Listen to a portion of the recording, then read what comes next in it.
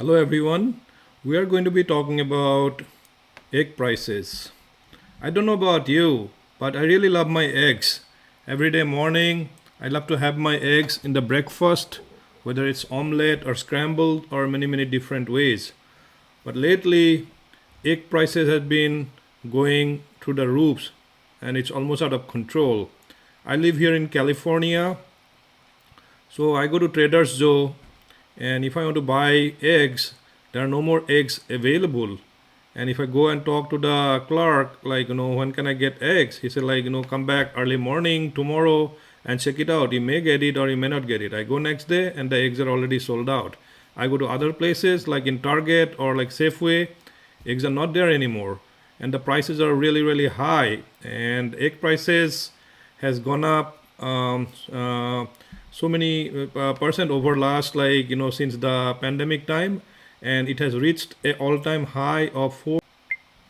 So please let me know what is your experience. I'm pretty sure this egg supply and demand, it's state by state. Maybe you do not have this much problem in other states. I would appreciate if you would put your comment if you are also having similar issues in terms of getting your eggs or you are comfortable. So we'll talk about why these egg prices are going so high and why we are not able to get enough eggs, and also what government has been doing in terms of reducing the price of these eggs. Currently in United States, the total egg production is 92.6 billions, and US had about 308 million commercial laying hens, and on an average each hen produces 300 eggs, produces about 92.6 billions.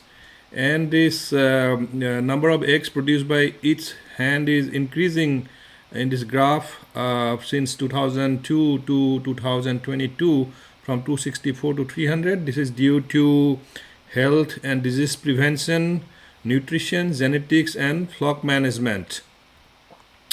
Now, US per capita egg consumption, the consumption has increased to 4.8% in 2000, but consumption is a measure of total egg produced minus the exports. A lot of eggs are exported from United States, so this does not represent demand or demand. So this decreases estimate per capita consumption in 2020 can be attributed to the decrease production due to highly pathogenic avian flu. The HPAI avian influenza has decreased consumption from US consumers. And the use production by states, as you can see in this graph, these are the top 10 egg producers, starting at Iowa, Ohio, Indiana, Pennsylvania, Texas, all the way up to Missouri. These are the 10 states. And the environment, there are, like, the eggs are produced in case or case free. So about 34% total case free, and 5.88% of which are organic, and rest 28.2% are case free. And this total 65.9% is a conventionally, like 205.3 million laying hens. These are conventional, and about 106 millions they are case free, and out of these 106 millions, about 5.8%, which is also in terms of utilization of eggs, about 1.7% of all the eggs, about 4.4 million cases, they are exported. About 147.9 million cases, which is 56%, it's sold in retail shell cases. 12.4%, about 32.3 million cases are food service shell eggs, and the remaining 29.3% are for further processing, about 76.5 million cases. Now, why these egg prices have become so expensive? I read this article in NerdWallet, and it's this contributing factor for these egg prices is due to avian influenza. It's SN1 that has been attacking these producing hens, affecting about 166 million birds since 2022, and it has affected about 129 million egg-laying hens in United States, and tightening the supply of the eggs. Now, when these egg prices will settle down, currently there are in 10 states, including Arizona, California, Indiana, Iowa, Missouri, North Carolina, Ohio, Oregon and Pennsylvania, Utah, Washington. They have been affected by 52 million egg-laying hens in those 10 states. 17% of this egg-laying population, they have been infected with this avian flu. Case-free hens are also infected, and in certain states it is legally required to produce egg case-free, especially wholesale sellers like Trader Joe or Whole Foods. They made it commitment for to only sell eggs which are raised case-free because of animal welfare reasons and their commitment. Because of these reasons, in certain states, the egg prices are going up because of the supply is constrained because of this bird flu, and they are going to continue to have higher prices as well as quantity restrictions temporarily for egg shortages. And also, as the egg prices are going up so much, it's actually like pinching this the profit line for these restaurants.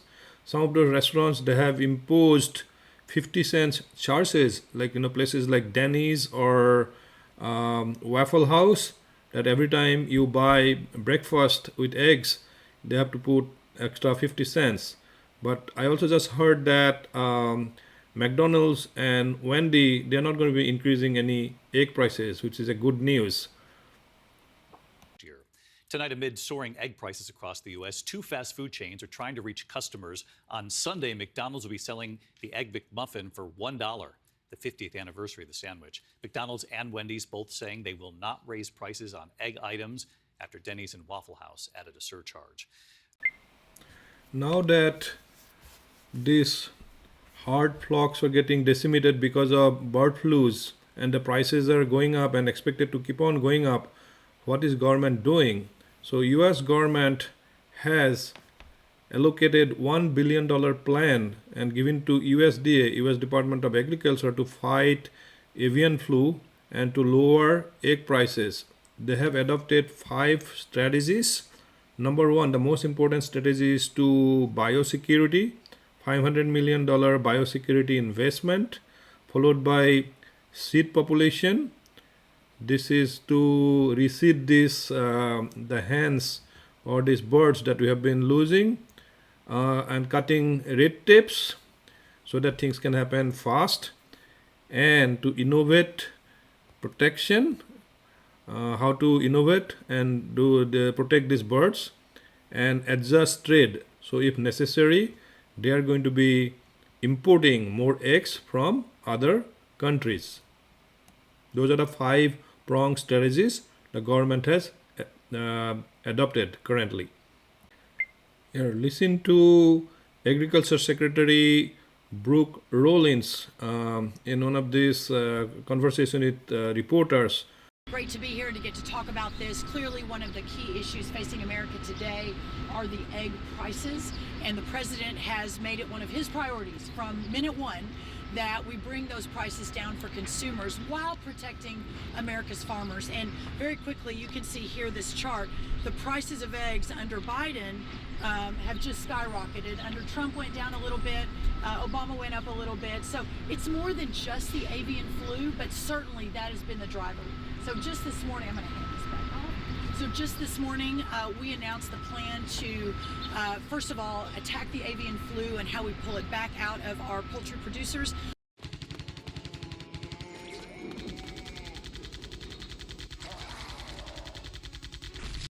But secondly, how we bring the cost of eggs down. So that plan has 5 parts. The first part is a biosecurity part. And what that means is that how do we lock our poultry barns down? How do we ensure that our egg-laying chickens aren't getting this disease? Mostly it comes from wild fowl that fly over or get into the barns. So USDA will be producing at no charge an audit to every single egg farmer in this country, and then we will help them secure their barns. Of 150 pilot projects on this exact project, only 1 has gotten the avian flu since the USDA came in and helped lock those barn downs. That's first. Secondly, we're going to work to move much more quickly on repopulating the 160 million birds that have been culled in just the last few months. So what do we need to do to get regulations out of the way to help indemnify these poultry producers to start repopulating much more quickly than we've been doing? Third is a deregulation effort. That is ensuring that the rules that have been layered on our producers, our egg producers over the last really 4 years, that we begin to peel those back. That will allow costs to come down. That's a little bit more long term, but really important. There are some rules in play that are costing the eggs to go up without the avian flu as part of it. The fourth is we're looking to import eggs in the short term. This is just on the cost piece. We're already in discussions.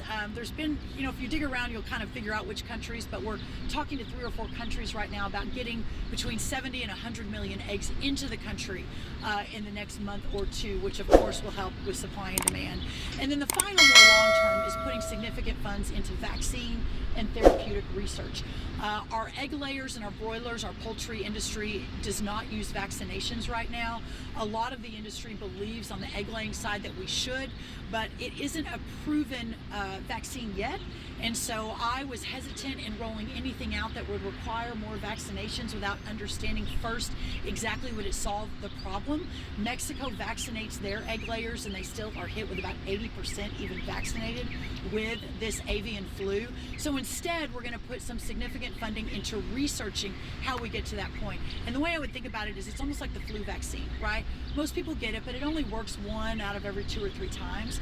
Before we start sticking our chickens, we need to ensure and putting that into the food supply that we know exactly what we're doing. So that's the 5-part plan. And what's a realistic timeline for how long this plan will take to actually lower? Well, we are seeing probably even a little bit more increase up until Easter, which is actually normal because so many eggs are used around Easter. We also have only been in 30 days. I've been in 13 days. It's going to take a little while to get through, I think, the next month or 2, but hopefully by summer. So several months. Yeah, several months. Which country? I don't want to say that just yet. So finally, we all hope that the egg prices are going to be stable, and this the bird pandemic is going to be controlled, and all the birds are going to be healthy and safe. We all pray for that.